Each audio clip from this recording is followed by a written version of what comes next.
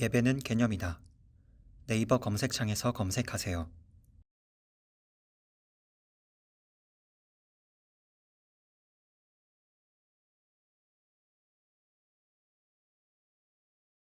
하나님 말씀 보셨습니다. 하나님 말씀 마태복음 5장 31절과 32절입니다.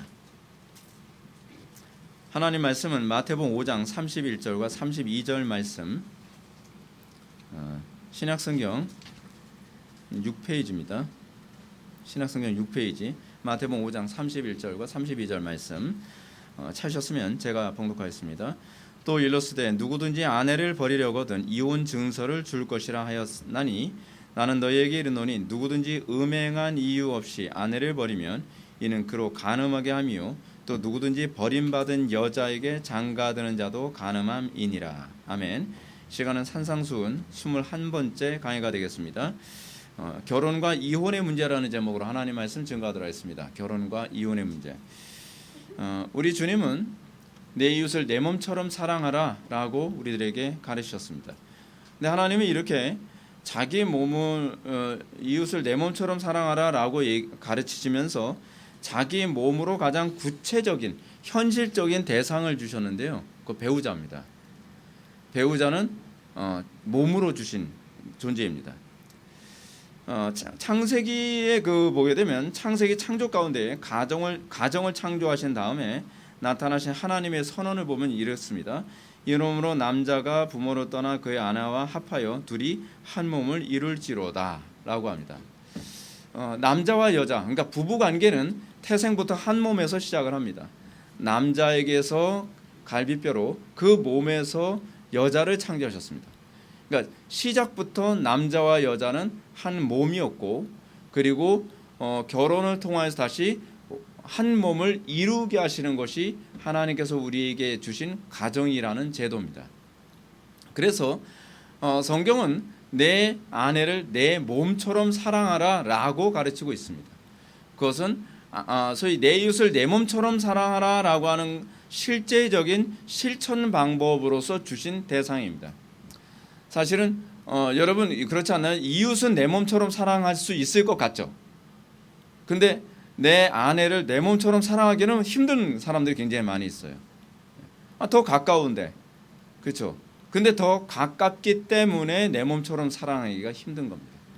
사사건건 하나서부터 열까지 다 부딪히잖아요.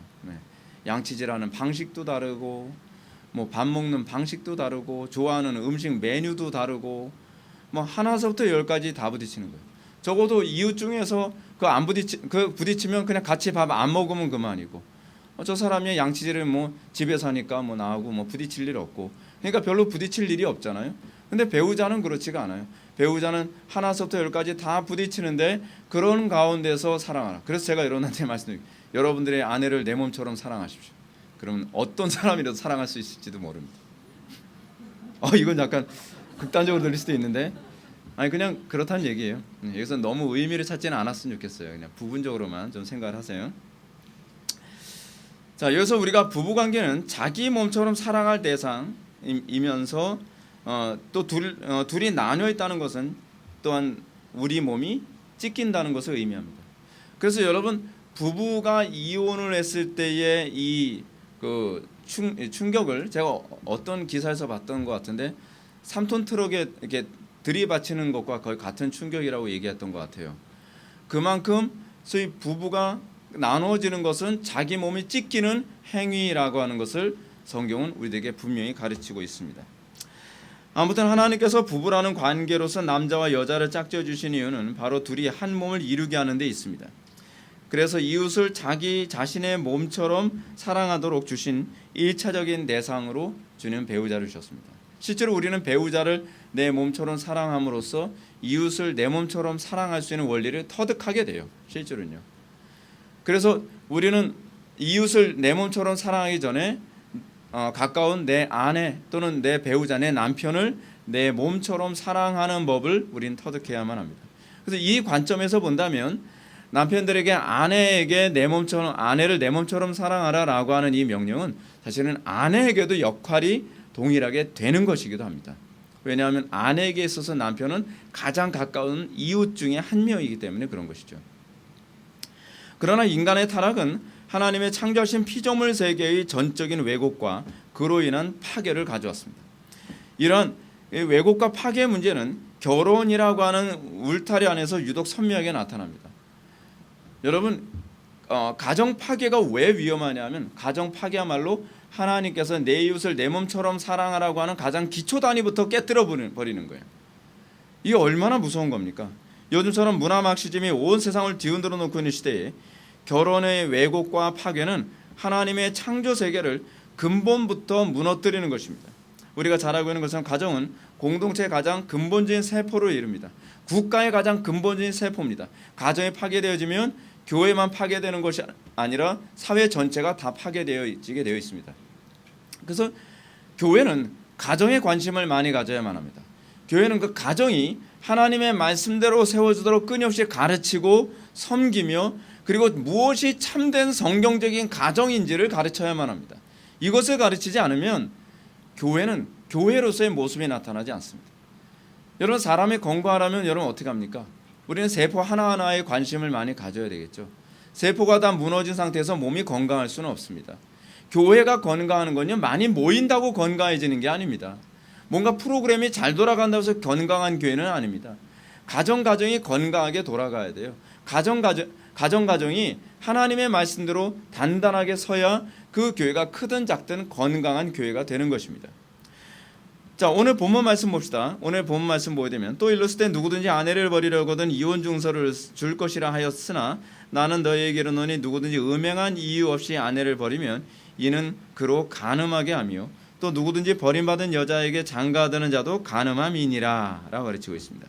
그래서 우리 주님은 이혼의 문제를 다루기 전에 무엇보다도 그 당시 유대인들이 아무 문제의식 없이 받아들였던 그 종교 지도자들의 가르침에 관해서 먼저 지적하십니다. 예수님께서 지적하신 것이 뭔가요? 누구든지 아내를 버리려거든 이혼 증서를 줄 것이라고 하지 않았냐라고 하는 겁니다. 이건 예수님의 가르침이 아니라 모세의 가르침이고, 그리고 이 모세의 가르침을 그 당시 바리새인들이나 사두개인들 같은 종교 지도자들이 어떻게 해석했느냐에 관한 문제가 중요한 문제입니다. 여러분, 신앙이라고 하는 것은 해석이라고 제가 누누이 제가 말씀드렸습니다. 동일한 성경을 가지고서도 이단이 나오는 이유는 뭐냐면 성경이 문제가 아니라 해석이 문제가 있기 때문에 그런 겁니다. 동일한 성경을 가지고서도 교파가 갈리는 이유는 뭐냐면 성경이 문제가 아니라 해석에 문제가 있기 때문에 그런 거예요. 자, 오늘 본문에서도 모세의 가르침이 지금 문제가 되고 있습니다. 누구든지 아내를 버리려거든 이혼 증서를 줄 것이라 라고 했다는 것입니다. 이 말은 그 당시 유대교에서 이혼은 법적으로 어떻게 이해했느냐에 관한 문제를 다루고 있습니다. 어떻게 이해했을까요? 그냥 재산의 일부를 포기하는 정도로 이해를 했다는 겁니다. 여러분, 유대인들은, 그러니까 히브리인들 때서부터 예수님 당시 유대인들에게 있어서 아내는 자기의 몸의 한 부분이라는 개념이 아니에요. 그러니까 한 몸의 개념으로서의 아내가 아니라 히브리인들, 즉 유대인들이 생각하는 아내는 재산의 일부였을 뿐이었습니다. 그러니까 여러분, 당시 유대교 안에서 결혼이란 두 인격이 만나서 하나의 가정을 이루는 개념이 아니라요, 일종의 그 물권법의 개념이었어요. 그러니까 소유권을 그냥 옮기는 것뿐이에요. 그러니까 부모의 소유에 있었던 여자를 한 남자의 소유로 옮기는 것뿐입니다. 굉장히 기분 나쁘죠. 굉장히 기분 나쁘죠. 근데 이거를 개혁한 게 사실 기독교거든요. 페미니스트들이 고마워해야 돼요. 기독교에 대해서 함부로 대하는 게 아니에요. 오늘날 여자들이 그렇게 막 열심히 공부하고 대학까지 가고 이럴 수 있는 건요, 다 기독교가 주도한 거예요. 여러분, 기독교가 대한민국에 들어오기 전에는요, 우리 외할머니 같은 경우에도 머리가 굉장히 좋았거든요. 우리 외할머니는 그냥 스캐너였어요. 한 번 들은 거, 한 번 본 것은 무조건 외우는 사람이었어요. 그런데 글씨를 몰랐어요. 글씨를 모르는 이유가 뭐냐면 여자는 글씨를 배우면 안 된다 그래서요. 근데 그 여성들이 그렇게 배우고 좋은 학벌로 사회에 영향을 끼칠 수 있는 그 여건, 이 토양을 만들어준 것은 기독교입니다. 기독교가 그 이화여대 같은 경우도 그래서 만들어진 거잖아요. 여성 교육을 위해서. 근데 기독교를 적대시한다는 건 페미니스트들이 뭘 잘 모르고 있는 거죠. 잘 모르는 겁니다. 근데 소위 예수님이 복음을 증거하셨을 당시에 유대인들에게서 여자는 하나의 남편의 재산 정도로밖에는 여겨지지 않았습니다. 따라서 아내는 남편의 소유물로 여겨졌기 때문에 이혼의 주도권 수행은 여성의 의견하고는 아무 관계가 없습니다. 합의 그런 거 없습니다. 그냥 나 재산 포기하겠다는 거예요. 내가 이제껏 갖고 있었던 재산이었는데 그냥 재산 포기하는 거에 불과한 거죠. 이런 차원에서 그 당시 남편이 아내를 버리기 위해 이혼 증서를 쓴다는 것은 그냥 재산 포기 증서 정도로밖에는 인식이 되지 않습니다. 이것이 당시 이혼에 대한 유대교 종교 지도자들이 가르치는 방식이었습니다. 그러나 문제는 이런 말도 안 되는 가르침이 신명기 24장 1절의 가르침에 근거한다고 생각해 보십시오. 여러분, 성경을 비난하는 사람들은 좀 생각해 볼 필요성이 있습니다. 이건 성경을 비난해야 될 문제가 아니라 이 본문을 그런 식으로 해석한 유대인들의 문제입니다. 예수님은 신명기를 비난하지 않습니다. 모세를 비난하지 않습니다. 예수님께서 비난하시는 것은 그 당시 유대인들, 종교 지도자들을 비난하고 계신 것입니다. 자, 신명기 24장 1절 말씀 보면 이렇습니다. 맥체인 성경 읽기표 읽는 사람들은 어저께 읽었을 거예요. 어저께 나오는 본문인데, 사람이 아내를 맞이하여 데려온 후에 그에게 수치되는 일이 있음을 발견하고 그를 기뻐하지 아니하면 이혼 증서를 써서 그의 손에 주고 그를 자기 집에서 내보낼 것이요라고 기록하고 있습니다. 실제로 우리가 신명기의 이 가르침만 보면 예수님 당시 종교 지도자들의 가르침이 굉장히 성경적인 것 같죠. 그냥 우리는 성경적으로 하는 거야. 왜냐하면 모세가 신명기에서 그렇게 가르친 대로 우리는 하는 거 아니야. 그럼 예수님이 그런 비성경적이라는 겁니까? 이런 논리가 되는 거죠. 중요한 것은 모세 율법에 왜 이런 규정이 있었는가에 관한 문제입니다. 제가 여러분들에게 말씀드리고자 하는 것은 이런 유형의 성경 구절을 우리의 타락한 본성으로 자기 죄악을 합리화하기 위해 악용하려 들지 말아야 한다는 것입니다. 제가 항상 말씀드리지만 우리는 성경의 전반적인 정신과 앞뒤 문맥을 보고 본문을 해석하는 습관을 가져야만 합니다. 우리는 항상 본문을 가지고 내 욕심 또는 내가 가지고 있는 철학, 사고방식을 자꾸 성경에 투영해서 성경이 마치 내 생각을 지지하고 있는 것처럼 그 성경을 어떤 지지 기반을 자꾸 삼으려고 하는 경향이 있습니다.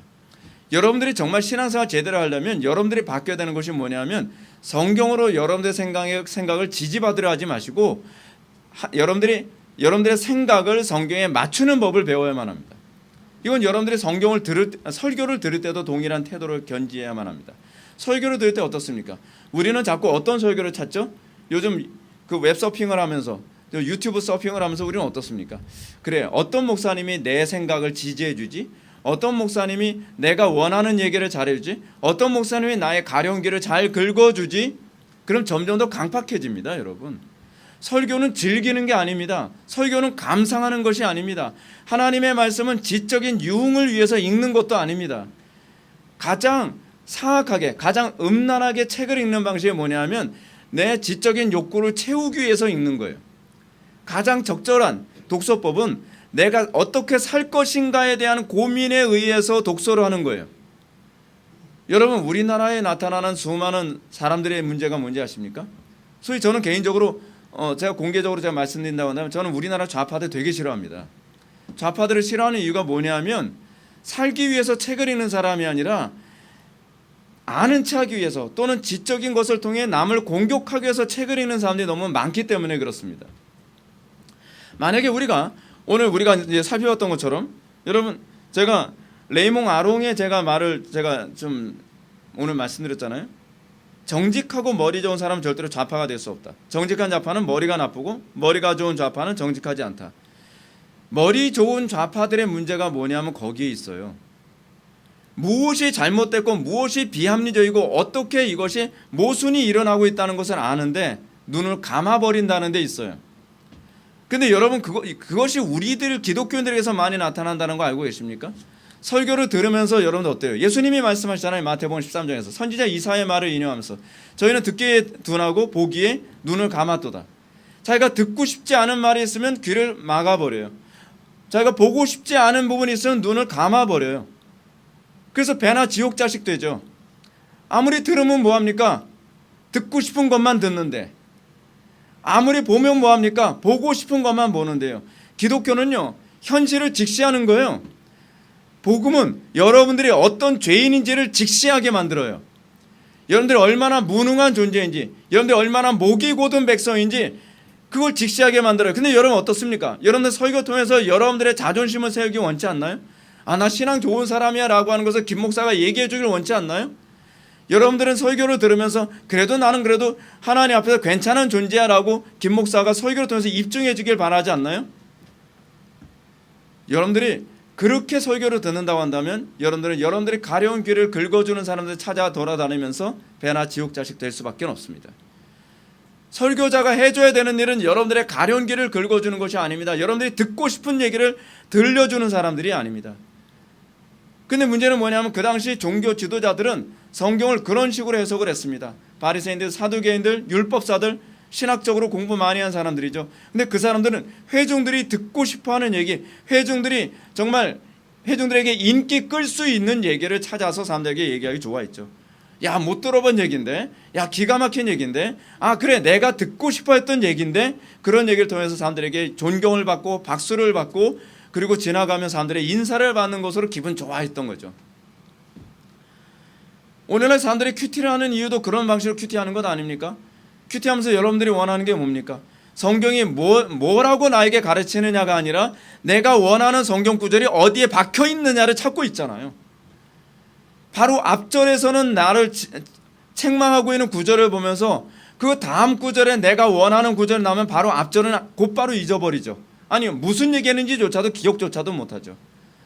그러면서 자기의 경건을 과시하죠. 나 오늘 성경 보면서 큐티했는데 이 말씀이 나를 지지해 주더라. 이것이 성경을 통해서 더 사악해지는 방식입니다.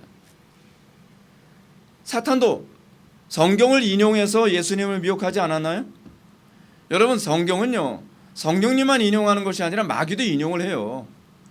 우리가 조심해야 될 게 그겁니다. 내가 맨날 성경을 인용하고 내가 맨날 율법을 얘기하고 내가 맨날 청교도들이나 개혁자들의 글을 인용하니까 나는 신앙이 좋겠지. 그렇지 않습니다. 여러분들이 그들의 글과 그들의 설교를 통해서 여러분들이 깨닫게 되는 것이 뭐냐면 내가 얼마나 하나님 앞에서 죄인이며 무능하며 얼마나 무릎을 꿇어야만 하는 존재인지를 자각하게 되는 것입니다. 그렇다면 신명기 24장 1절에서 하나님은 모세를 통해서 왜 이런 가르침을 주셨을까요? 여러분 이걸 이해하기 위해서 한번 신명기 24장 1절 한번 보겠습니다. 신명기 24장 1절을 보면 뭐 찾기 싫은 사람은 안 찾아도 뭐 상관없고요. 신명기 24장 1절을 보면 사람이 아내를 맞이하여 데려온 후에 그에게 수치되는 일이 있음을 발견하고 그를 기뻐하지 아니하면 이혼 증서를 써서 그의 손에 주고 그를 자기 집에서 내보낼 것이요 라고 되어 있습니다. 자, 이 본문을 잘 보셔야 됩니다.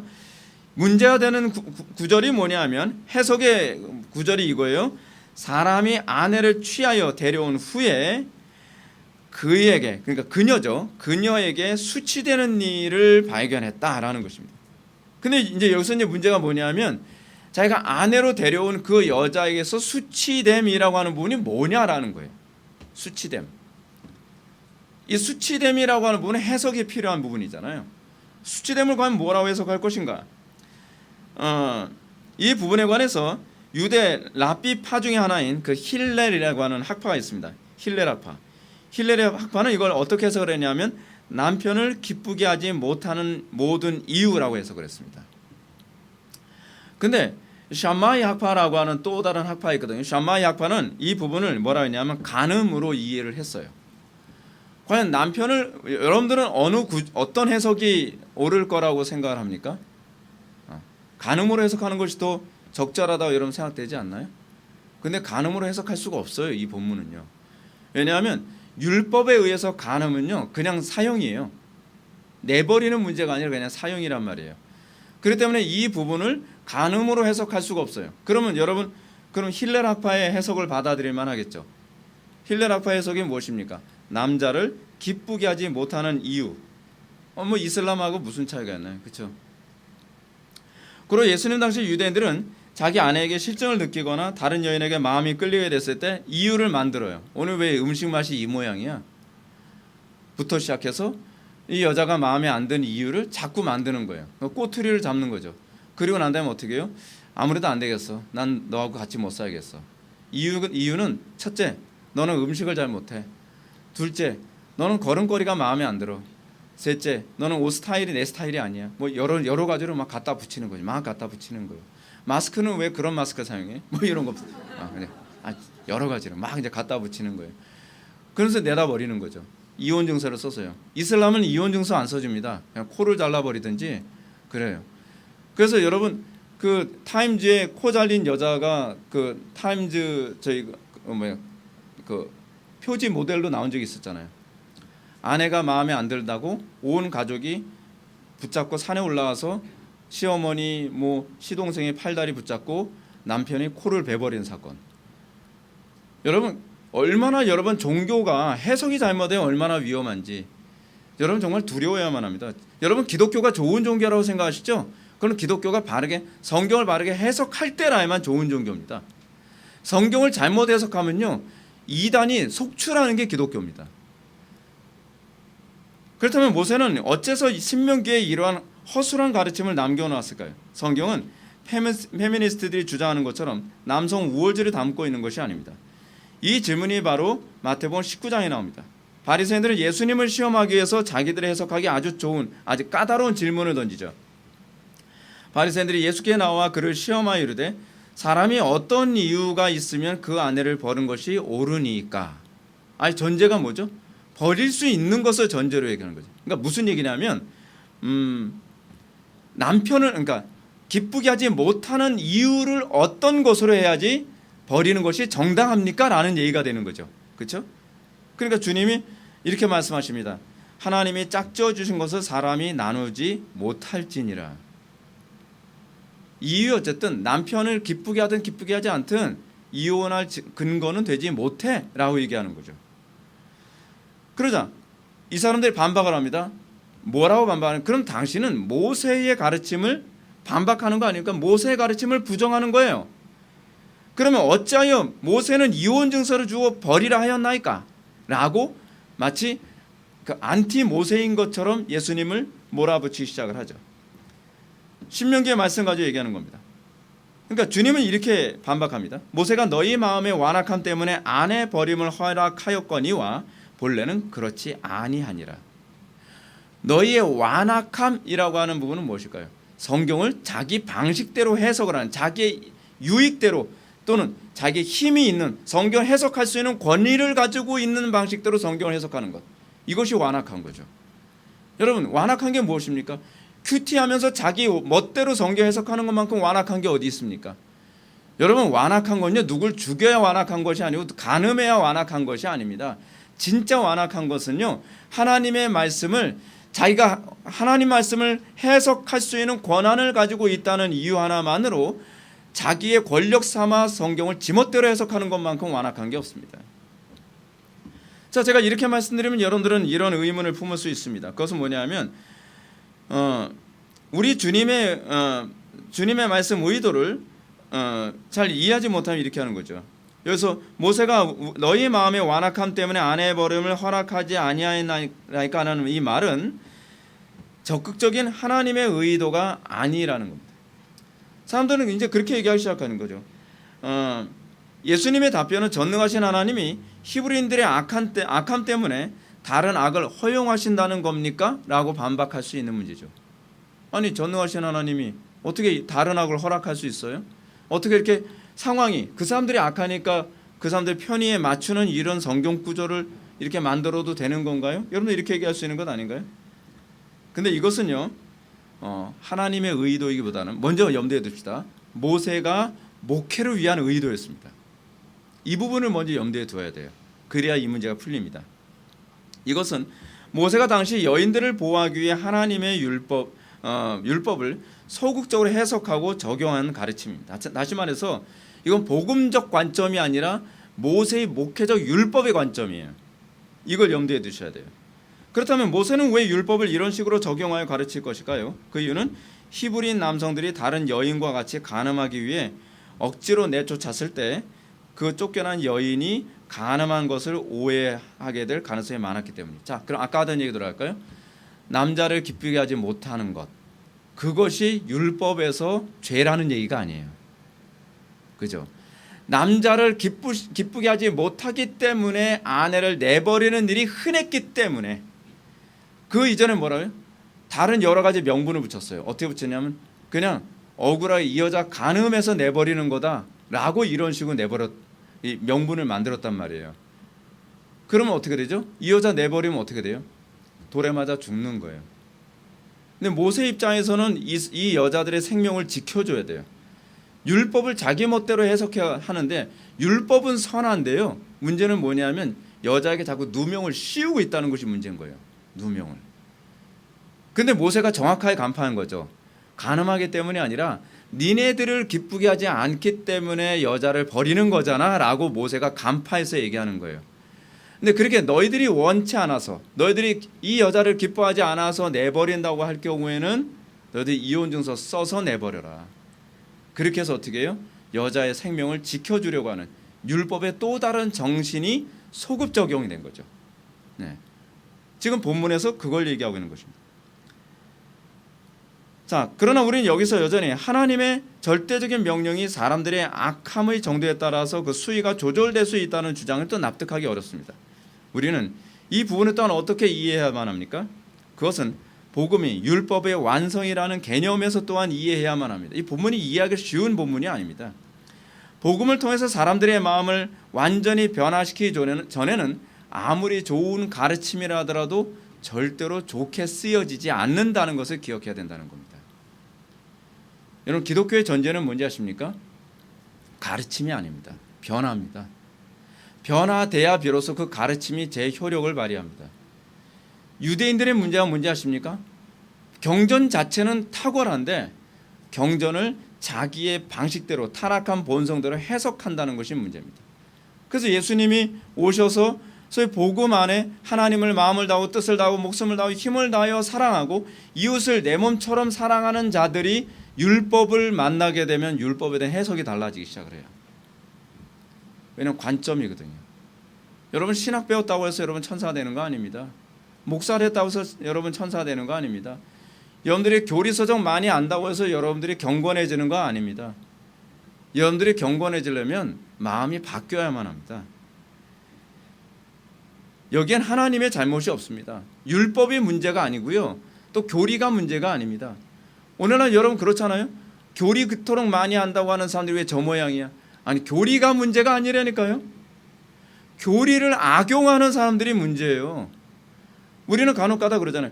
교리 많이 하면 율법주의자 되는 거 아닌가요? 교리 많이 하는 사람들 치고 사랑 많고 따뜻한 사람 본 적이 없어요.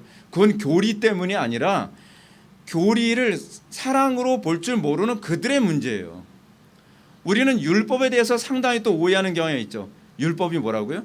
율법은 사람 죽이는 거 아닌가요? 아니요. 여러분 사도 요한일서에서 뭐라고 했죠? 새 계명을 너희에게 주노니 서로 사랑하라. 이 계명은 다른 계명이 아니다라고 얘기하고 있어요. 이전의 계명과 동일한 계명이라고 얘기하고 있어요. 근데 이 새 계명이 어떤 새 계명이죠? 성령으로 거듭나서 성령이 우리 마음속에 거한 자들에게 율법을 적용하는 방식이 달라지는 계명이라는 거예요. 이것이 율법과 복음의 차이예요. 그래서 율법은 폐기가 아니에요. 복음 안에서. 율법은 궁극적으로 완성이에요. 우리의 마음속에 하나님을 사랑하고 이웃을 사랑하면 그 율법의 정신을 제대로 이해하고 제대로 적용하게 됨으로써 나타나는 소위 율법 안에서의 완성을 경험하는 것이 복음이라는 거죠. 그러므로 율법에 속한 사람들은 율법을 지킬지라도 즐거움이나 율법에 속한 사람들은 율법을 즐거워하지 않습니다. 그냥 의무적으로 지키죠. 단지 하나님을 사랑하거나 이웃을 사랑하는 계명을 억지로 수행할 뿐입니다.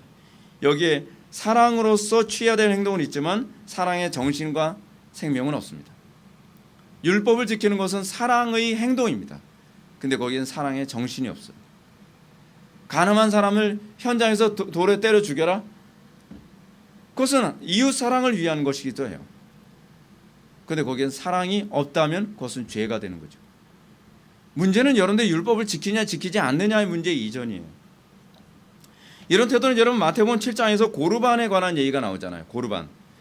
예수님 당시 유대인들은 너희는 이르되 사람이 아버지에게나 어머니에게나 말하기를 내가 드려 유익하게 된 것이 고르반 곧 하나님께 드림이 되었다라고 하면 그만이라. 그래서 어떻게 자기의 도덕적 의무를 최소화하려 하죠. 마찬가지로 모세 당시 히브리인들에게도 간음하지 말라는 7계명은 이웃 사람의 마음 없는 사람들에게 정신을 최대한 살리기 위한 조치였을 뿐입니다. 우리는 사실 자꾸 이 하나님의 말씀 가지고 자기 악을 합리화하는데 굉장히 지능적이라는 거예요. 지능적. 여러분, 고르반은 부모에 대한 이웃을 대충 해도 된다고 하는 개념이 아니잖아요.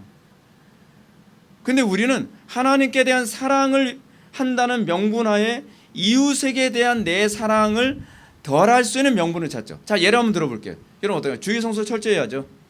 근데 여러분 주의 성수 철저한다는 명분하에 직장생활 등한시할 명분으로 삼는 사람 많이 있지 않나요? 수요 예배 금요 기도에 여러분들 철저히 해야죠. 근데 여러분들이 직장 생활을 등한시할 명분으로 삼는다면 그것이 사랑입니까? 그것이 신앙입니까? 아니라는 거죠. 이것이 전형적인 바리새인적 사고방식이라는 거예요. 하나님을 사랑하는 척하면서 내가 이 이웃에 대한 사랑을 등한시할 명분을 계속 찾는 거예요. 얼마나 사악합니까? 예전에 그런 사람들 많이 있었죠. 기도원에 살면서 가정을 등한시하는 거. 이거 절대로 합리화될 수가 없습니다. 근데 우리는 그런 사람들이 되게 많아요. 굉장히 많아요. 근데요, 제가 목회를 하면서 느끼는 심정이 바로 그겁니다. 저는 제가 목회하면서 어떻게 하든지 하나님을 더 온전히 사랑할 수 있는 최소한의 어떤 규칙을, 성경적인 규칙을 교회 안에 세우죠. 그러면요, 사람들은 어떤지 아십니까? 여러분들이 인정할 거예요.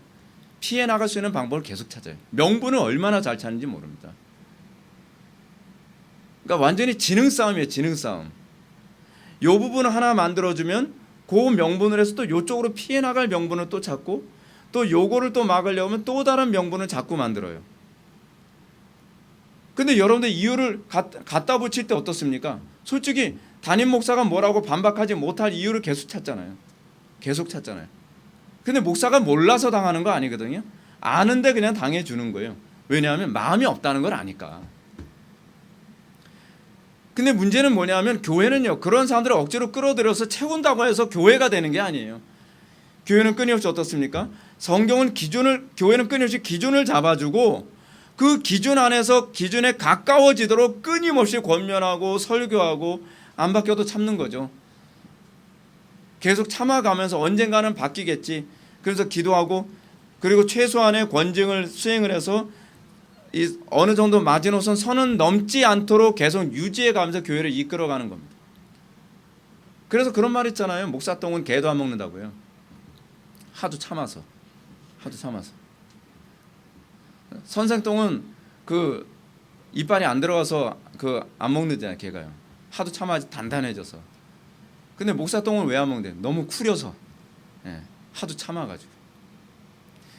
여러분, 우리가 신앙생활하면서 우리는 어떻습니까? 여러분들이 정상적으로 하나님과의 관계가 올바로 됐다고 한다면 신앙의 맥시멈에 초점을 맞춰야 되거든요.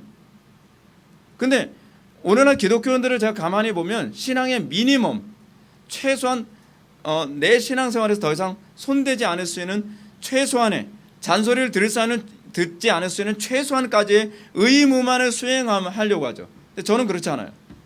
저는 제가 목회를 하면서 제가 항상 관심을 갖는 것이 뭐냐면 어떻게 해야 우리 교회가 하나님이 영광 받으실 수 있는 교회가 될 수 있을까? 어떻게 하면 정말 하나님이 살아계시는 교회라고 보일 수 있게 할 수 있을까에 저는 관심이 있어요. 그럼 여기서 서기관들이나 바리새인들보다 바꿔서 말하자면 율법사들보다 더 나은 의를 행하는 성도는 이혼에 대한 조항을 어떻게 이해해야 하겠습니까? 여기서 예수님이 이렇게 말씀하십니다. 나는 너희에게 이르노니 누구든지 음행한 이유 없이 아내를 버리면 이는 그로 간음하게 하며 또 누구든지 버림받은 여자에게 장가드는 자도 간음함이니라. 남편이 기뻐하지 않는다고 해서 버릴 자격 없다는 거예요. 기뻐하냐 기뻐하지 않느냐와 관계없이 그냥 간음하지 않는다면 절대로 아내 버릴 수 없다라고 예수님이 딱 못을 박아서 말씀하시는 거죠. 이런 예수님의 가르침을 접해야 될 때 여러분들은 자칫 배우자가 간음한다 그럼 이혼해도 된다는 얘기네요 라고 여러분들 이렇게 생각할 수도 있죠. 그럼 여기는 뭐죠? 이혼만 해라 그냥. 그럼 넌 X다. 이게 얼마나 사악한. 우리는요 참 신기한 게 뭐냐면 하나님께서 어떤 규범을 딱 정해 주시면 그 규범을 내 방식대로 악용할 방법을 찾는데 얼마나 능숙한지 몰라요. 정반대로 생각해야 되는 게 정상적인 기독교는 아닌가요? 그래, 간음하지 않는다면 절대로 버리면 안 되지. 마음에 안 들어 버리면 안 되지. 음식 못 만들어도 버리면 안 되지. 마스크 저렇게 써도 버리면 안 되지. 근데 그게 아니라 저 어떻게 하지 이혼하지? 예수님께서 뭐 간음한 연고 없이는 이혼하면 안 된다 그랬으니까 간음만 해라 그냥. 넌 그냥 이혼이야. 우리 이렇게 생각한다는 거예요. 사고 방식 자체가, 구조 자체가 잘못된 거죠. 또 한 가지 더 말씀드린다면 불신 배우자가 신앙적인 이유로 이혼을 요청할 경우에도 우리는 이혼이 가능합니다. 고린도전서 7장 15절 보면 혹 믿지 아니하는 자가 갈리거든 갈리게 하라. 형제나 자매나 이런 일에 구애될 것이 없느니라 라고 가르칩니다. 그럼에도 불구하고 바울은 덧붙여서 가르치기를 최대한 이혼을 막는 쪽으로 가르쳐요. 사도 바울은 뭐라고요? 그러나 하나님은 화평 중에서 너희를 부르셨느니라 라고 해요. 이혼하지 않을 수 있으면 안 하는 쪽으로 가라 라고 얘기하는 거죠. 왜요? 만에 하나라도 7장 16절에 이렇게 얘기하죠. 믿는 배우자로 말미암아 믿지 않는 배우자가 구원을 받을 수도 있기 때문에. 근데 갈라서자 하도 그러면 그냥 이혼한다 하더라도 그건 죄는 아니다. 그렇게 가르치는 거죠. 어찌됐든 여기서 우리 주님의 의도는 이혼 가능성의 길을 열어준 데 있지 않다는 점을 우리 먼저 기억해야만 합니다. 오히려 간음을 사전에 예방하기 위한 가르침을 오히려 주고 계세요. 그러면 이 가르침이 어떻게 간음을 예방하는 또는 이혼을 예방하는 요건이 될 수 있는가? 첫째, 주님은 자기 아내를 사랑하는 방법으로 아내가 간음 요건을 만들지 말라고 가르치고 있습니다. 대부분 한쪽이 간음하게 되는 쪽은 다른 반대쪽에 있는 배우자가 간음할 조건을 만들 경우가 상당히 많이 있다는 얘기죠. 누구든지 음행한 이유 없이 아내를 버리면 이는 그로 말미암아 간음하게 하며라고 언급합니다. 그래서 주님은 이혼을 해서 아내가 만약에 다른 남자하고 재혼을 하게 된다면 그 간음하게 된 책임은 너한테 있어, 너 남자에게 있어라고 오히려 책임을 묻고 있는 거죠. 왜냐하면 간음할 조건을 네가 만들어 준 거잖아 라고 얘기하는 거죠. 성경은요, 내가 죄를 범해야만, 내가 간음을 해야만 간음이라고 얘기하지 않습니다. 간음을 유도하거나 간음할 조건을 만든다고 한다면 너도 동일한 책임이 있다고 얘기하는 거예요. 그래서 제가 지난 시간에도 여러분들한테 말씀드렸던 것처럼 남자든 여자든 상대방에게 성적으로 자극을 줄 수 있는 옷차림을 해서는 안 된다고 얘기하는 거죠. 그죠? 우리는 그런 부분을 자극할 수 있는, 다른 사람이 죄를 범할 수 있는 또는 실족하게 만들 수 있는 일체의 어떤 행위도 우리는 조심해야 돼요. 사도 바울은 그래서 뭐라고 얘기합니까? 내가 고기를 먹는 것이 다른 사람들에게 실족하게 만든다면 난 영원히 고기를 먹지 않겠다. 우리는 또 어떤 태도를 견제해야 되죠? 내가 예배 시간에 지각하는 것으로 인해서 다른 믿음이 약한 사람에게 지각하도록 만든다고 한다면 그 책임은 자기에게도 있다는 거예요. 난 영원히 지각하지 않겠다. 이런 태도를 견제해야 되죠. 우리는 나 하나만 신앙생활 잘하고 나 하나만 종교생활 잘하면 되는 것이 아니라 나의 행위가 다른 사람의 신앙생활에 어떤 식으로든지 영향을 준다면 나는 영원히 그런 행동하지 않겠다를 해야 된단 말이에요. 제가 주일학교 교사할 때 제가 학부모들한테 굉장히 야단을 많이 치는 게 뭐냐면 애들을 꼭 늦게 데려오는 부모는 맨날 늦게 데려와요. 근데 걔네들이 크면은 맨날 예배당 늦게 온다니까요. 근데 얘네들이 예배당 늦게 오게 된 이유를 사실 누가 제공한 거예요? 부모가 그렇게 만든 거예요. 부모가. 그러니까 우리는 삶의 모든 영역에서 그 책임을 물을 준비를 해야 돼요. 그래서 우리는 다른 신앙이 약한 사람들이 나로 인해서 더 경건으로 가게 만드는 것이 아니라 불경건 쪽으로 가게 만드는 원인을 제공한다면 연자맷돌 목에 걸고 물에 빠져 죽을 준비해야 된다는 겁니다. 근데 그 원리가 여기에도 그대로 적용되어지는 거죠.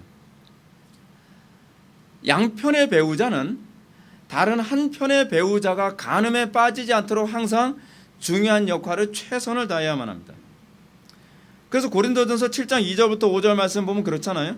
공동번역자 읽어드리겠습니다.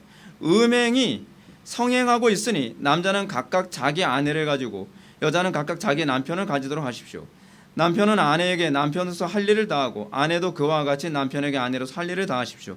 아내는 자기 몸을 자기 마음대로 할 수 없고 오직 남편에게 맡겨야 하며 남편 또한 자기 몸을 자기 마음대로 할 수 없고 오직 아내에게 맡겨야 합니다. 서로 상대방의 요구를 거절하지 마십시오. 다만 기도에 전념하기 위해 서로 합의하여 얼마 동안 떨어져 있는 것은 무방합니다. 그러나 자제하는 힘이 없어서 사탄의 유혹에 빠질지도 모르니 그 기간이 끝나면 다시 정상적인 관계로 돌아가야 합니다.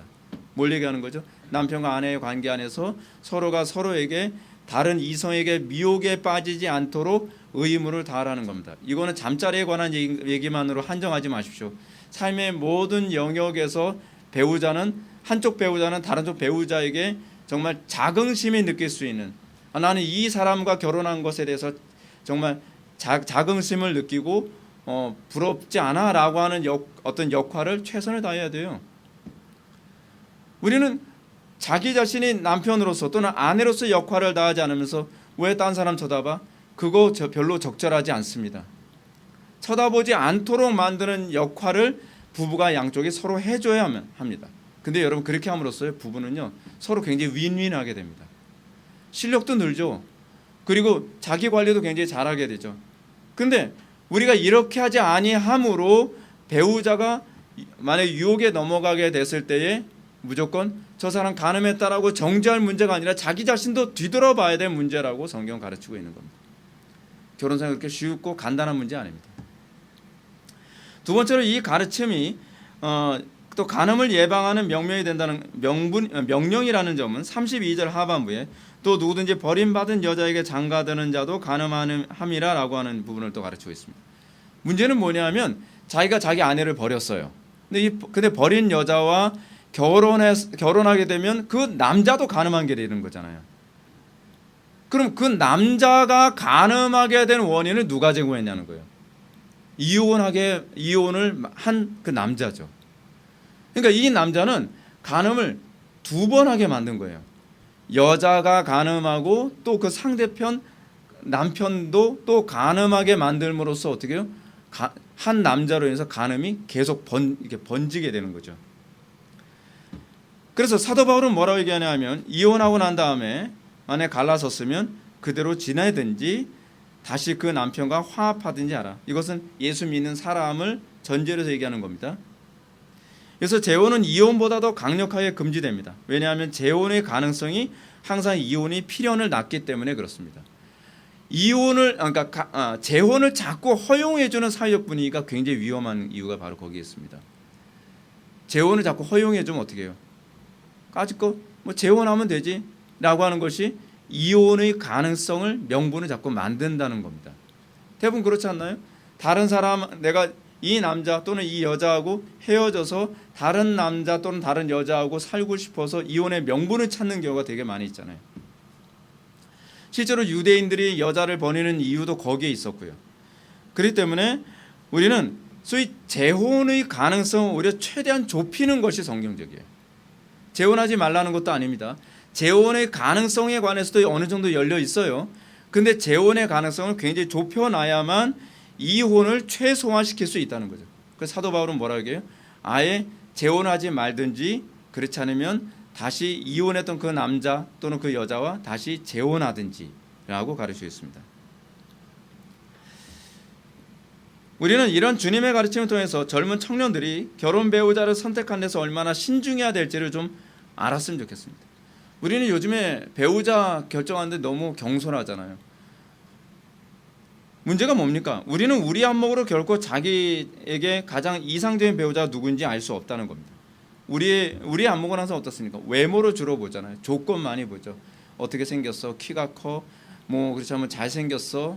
뭐 그렇지 않으면 뭐 학벌이 어때? 집안이 어때? 우리는 그런 외적인 것을 가지고서 주로 배우자를 설정하려고 굉장히 많이 하죠. 이렇게 외적인 조건만 바라보고 나서 어떻습니까? 우리 실패하는 경우가 상당히 많이 있잖아요. 그렇죠?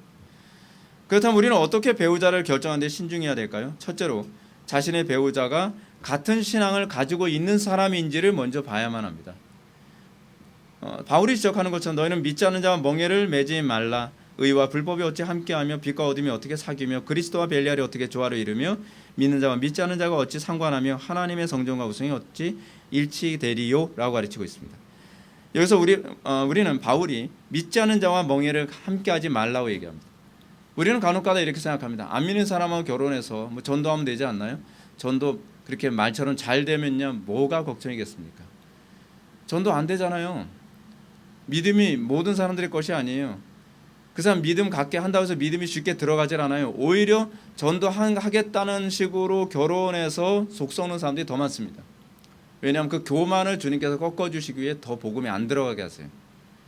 고생을 직싸게 하고 그리고 난 다음에 정말 갈 때까지 가고 난 다음에 예수 믿게 되는 경우가 간혹가다 있어요. 근데 그런 교만함을 꺾게 하기 위해서 오히려 더 그런 사람들에게 믿음이 더 안 들어가요.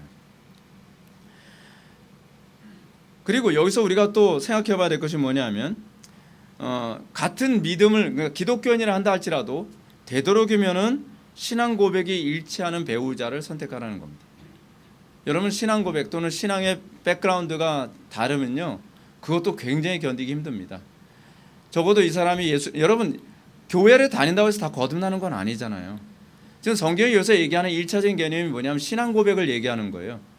그러니까 교회를 다니는 사람, 그냥 쉽게 얘기하면 그겁니다. 교회를 다니는 사람하고 결혼해라라고 얘기하는 거예요. 거듭난 사람하고 결혼하라는 얘기 아닙니다. 그러면요 찾을 수가 없어요. 찾을 수가. 거듭난 사람이 뭐 어디 뭐 그렇게 흔합니까? 그리고 여러분 또 하나 문제가 뭐냐면 거듭난 사람인지 거듭나지 않은 사람인지 어떻게 알아요? 그렇잖아요. 뭐 이마에다가 뭐 거듭나고 나면 뭐가 새겨집니까? 그렇잖아요. 그렇지도 않잖아요. 뭐 거듭나오는 777 뭐 새겨진다면 저 사람 내 배우자. 근데 그렇지 않잖아요. 네. 알 수가 없어요. 그럼 우리가 배우자로 멍에를 같이 맺을 수 있는 사람을 하는 것은 적어도 예수 믿는 사람이라고 하는 그 바운더리 안에서 우리는 결정하는 거죠. 근데 그 바운더리 안에서 제가 좀 더 욕심을 낸다면 뭐냐면 같은 신앙 고백하는 사람이라고 제가 여러분한테 말씀드리고 싶어요. 장로교인과 순복음 신앙생활 한 사람 좀 힘들어요. 괜히 힘들어요. 그리고 뭐 침례교 하여간 뭐 별하별거로 다 부딪혀요. 왜냐하면 신앙 고백의 기본 백그라운드가 굉장히 다르거든요. 전제가 굉장히 달라요. 뭐 거듭났냐 거듭나지 않았냐 이걸 떠나서 한쪽에서는 나는 침묵으로 기도하는 게 좋아요. 한쪽에서는 막 기도해요. 그럼 시끄러워서 기도 못하겠다. 조용히 해라 뭐해라. 또는 어떤 교회에서는 주의 성수를 철저히 해야 된다고 얘기하는데 어떤 교회에서 신앙생활 했던 주일 성수 그렇게 철저히 안 해도 돼. 주일 낮 예배만 해도 되는데 뭐. 어떤 교회에서 우리 교회에서 신앙생활하는 지체들 같은 경우는 주일 낮 예배, 오후 예배, 수요 예배, 금요 기도를 다 중요시 여기는데 다른 교회에서 신앙생활하는 사람들은 일요일만 열심히 교회 다니면 되는 거지 뭘 수요 예배, 금요 기도까지야. 하나서부터 열까지 다 부딪히는 거예요. 그러니까 여러분 같은 신앙 고백 안에서 예수를 믿는 사람들과 결혼하는 거 그거만큼 좋은 복이 없습니다. 굉장히 좋습니다. 그리고 좀 더 욕심을 낸다면 그냥 이건 기도해 봐야 될 문제긴 한데 거듭난 사람과 결혼하는 게 상당히 좋습니다. 근데 저는 여러분들한테 이런 말씀 드리고 싶어요. 여러분들 자신부터 거듭나십시오. 예. 꼭 자기도 거듭나지 않았으면서 난 거듭난 사람하고 뭐 결혼한다고 뭐 그런 사람들 보면 너나 잘하세요 하고 싶은. 예. 우리 또 그런 게 있잖아요, 그죠? 예. 세 번째로 두 번째로 우리가 결혼 가운데에 간음을 예방하기 위해 큰 세 번째입니다. 간음을 예방하기 위해서 신중해야 될 것은 뭐냐면 그것은 배우자가 혼전 성관계에 대해서 어떤 의식을 가지고 있느냐가 중요합니다. 뭐 혼전 성관계가 있느냐 없느냐를 떠나서 혼전 성관계에 관해서 어떤 생각을 갖느냐는 굉장히 중요한 문제입니다. 왜냐하면요. 혼전 성관계에 관해서 열려있는 사람은요. 결혼한 이후에도 열려있을 가능성이 많아요. 혼전 성관계에 대해서 긍정적이지 않은 사람하고 결혼해야만 합니다. 그랬을 때 신뢰할 수 있게 돼요. 왜냐하면 혼전 성관계에 대해서 긍정적으로 생각하는 사람하고 결혼하잖아요. 그럼 자기 배우자를 믿을 수가 없어요.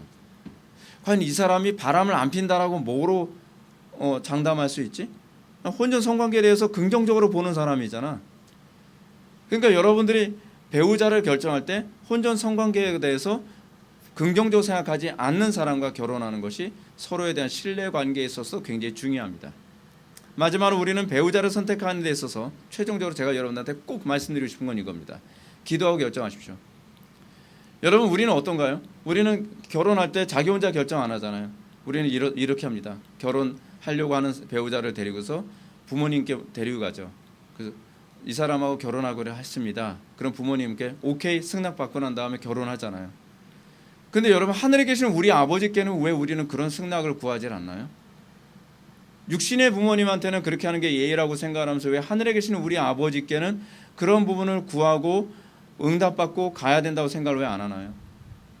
뭐 응답을 받아본 적이 없어서, 확신이 없어서, 확신이라고 하는 걸 받아본 적이 없어서. 그럼 이번 기회에 확신을 받아보세요. 이번 기회에 응답이라는 것이 무엇인지 여러분 좀 알기를 바랍니다. 그래도 목사님, 그 교회 다니는 사람하고 결혼하면 그 응답이 아닌가요? 교회 다니는 사람이라도 하나님께 기도하고 하나님께 확신을 받고서 결혼하려고 하는 것만큼 아름다운 게 어디 있어요? 하나님께서 얼마나 이쁘게 보시겠습니까? 그렇지 않아요? 야, 기특하다. 너 그래도 나한테 응답받고 하겠다고 그렇게 애써가면서 둘이 같이 열심히 기도하고. 그럼 하나님께서 복을 안 주시겠습니까? 그렇지 않아요? 그리고 또 응답받고 기도하면요, 또 한 가지 중요한 장점이 있어요. 결혼하고 나서 갈등이 있거든요. 부부관계 중에서 갈등 없는 부부 있으면요, 나와보라 그래요. 없어요. 아담과 하와도 갈등했어요. 갈등하는 가운데서 응답 받았다라고 하는 확신은요, 흔들리지 않게 만드는 중요한 요인으로 작용합니다. 결혼 생활하면서 상당수의 부부들이 내가 못 만날 사람 만난 거 아닌가? 이제 여기서부터 시작되면 그 다음서부터는 심각해지기 시작하는 거예요.